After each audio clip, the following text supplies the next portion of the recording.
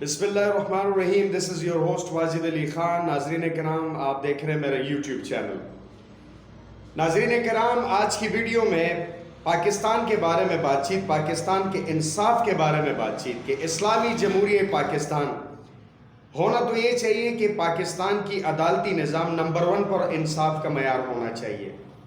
لیکن بڑی انفارچونیٹ بات ہے ناظرین کرام کہ پشاور ہائی کورٹ نے اور ان کے ججز کو میں سرخ سلام پیش کرتا ہوں، جنہوں نے الیکشن کمیشن آف پاکستان کے ظلم، بربریت اور ایک ناجائز، غیر قانونی اور ان کانسٹیٹیوشنلی انہوں نے جو پاکستان تحریک انصاف کا بلہ چھیننے کی کوشش کی. تو پشاور ہائی کورٹ کے ججز کو میں سرخ سلام پیش کرتا ہوں، جنہوں نے سپریم بالادستی کو ثابت کیا کہ عدلیہ آنریبل ہے، قانون کی بالادستی ہے اور کوئی بھی جبراً کسی کا سمبل کسی بھی پارٹی کا چھین نہیں سکتا. میری درخواست ہے کہ قاضی فائز عیسیٰ صاحب سپریم کورٹ کے چیف جسٹس آف پاکستان کو، کہ آج بزرگ پریشان ہیں اور وہ دیکھ رہے ہیں آپ کی طرف، پوری قوم دیکھ رہی ہے، عورتیں، بزرگ، بچے، جوان، کہ یہ جو ملک میں الیکشن کمیشن کی جو بدماشی ہے یا نگران حکومت کی جو بدماشی ہے کہ ملک میں قانون ہے ہی نہیں، کہ 2 اسمبلیاں توڑ کر 90 دن میں الیکشن تھا تو آئین تو ختم ہو گیا. اگر آپ آئین کی بات کرتے ہیں چیف جسٹس صاحب، تو قوم آپ آج سے پوچھتی ہے کہ پاکستان کے قانون اور آئین میں لکھا ہے کہ جو اسمبلی ٹوٹ جائے گی، ختم ہو جائے گی، ڈیزولو ہو جائے گی تو 90 دن کے اندر آپ الیکشن کروائیں گے، اور اگر کوئی نہیں کرے گا تو وہ جیل کی سلاخوں میں جائے گا. کیونکہ اگر سپریم قانون ہے تو سب کو قانون پر عمل پیرا ہونا چاہیے، کوئی قانون سے اوپر نہیں ہے. ہمارے آئین اور قانون میں یہ تھا کہ 90 روز کے اندر الیکشن تھا، لیکن نہیں ہوا، اور آج 8 فروری کو اناؤنس ہوا ہے. تو جس طرح پشاور ہائی کورٹ قانون کی بالادستی چاہتا ہے، پاکستان کی عوام جس کو مرضی ووٹ کرے، ایک کے لیے گراؤنڈ صاف کرنا، ایک کو جبراً جیل میں ڈالنا، یہ کسی بھی پارٹی کے ساتھ کوئی بھی ناانصافی نہیں ہونی چاہیے. اگر جمہوریت ہے تو جمہور کو آزاد ہونا چاہیے، کوئی فسطائیت نہ ہو، اور کوئی بھی اگر ظلم کرتے ہے، بربریت کرتا ہے ناظرین کرام، تو ان کے خلاف سخت سے سخت قانونی کارروائی ہونی چاہیے. یہاں پر بدقسمت یہ ہے کہ طاقتور آدمی جو ہے وہ کھلے عام گھومتا پھرتا ہے اور وہ یہ کہتا ہے کہ جی میں جتنے بھی پاپ کروں گا وہ تو دھل جائیں گے.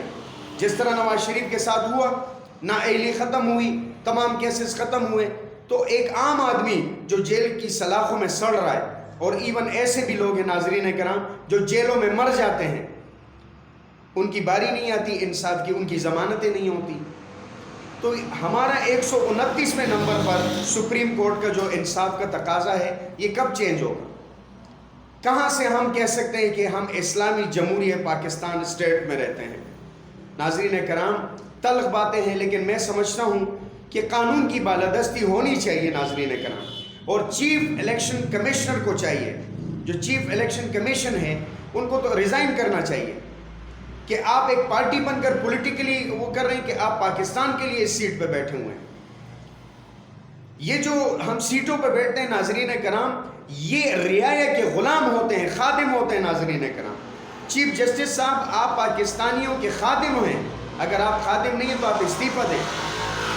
چیف الیکشن کمشنر، اگر آپ پاکستانیوں کے خادم نہیں ہیں تو آپ استعفیٰ دے دیں، کیونکہ یہ پاکستانی ہیں تو آپ لوگ اس سپریم سیٹوں پر بیٹھے ہوئے ہیں. لیکن آج آئیں، پاکستانیوں سے پوچھیں کہ پاکستانی کس حال میں ہیں، پاکستانی چاہتے کیا ہیں.